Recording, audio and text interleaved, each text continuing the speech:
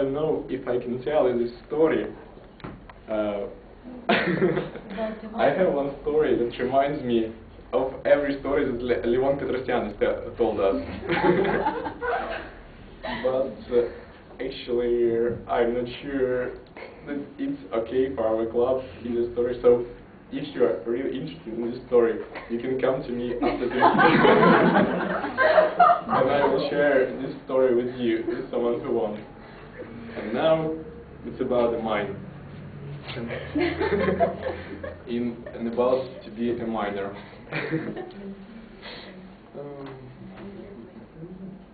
Don't you like to be black? Okay. Once I've decided to go to take a ride by my bicycle, and I have driven for about 40 kilometers out of my apartment, and then I was coming back home.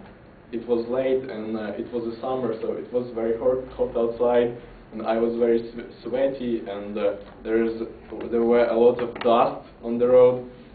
And on my way back, I decided to go to the gas station and to take something to drink.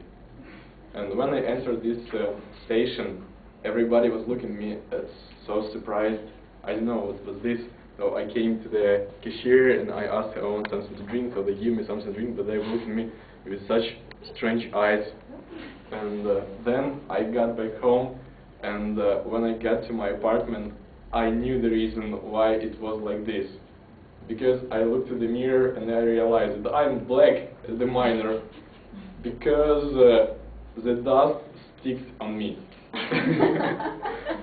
So the miner, it's a very interesting profession, because when you get out of the mine, nobody is surprised why you are looking like this. And probably the second reason is because you're making some discoveries. I have always wanted to know what is situated under the ground, probably to get to the center of Earth, like in the stories. Like in the stories. So to be a miner, it's a very interesting job.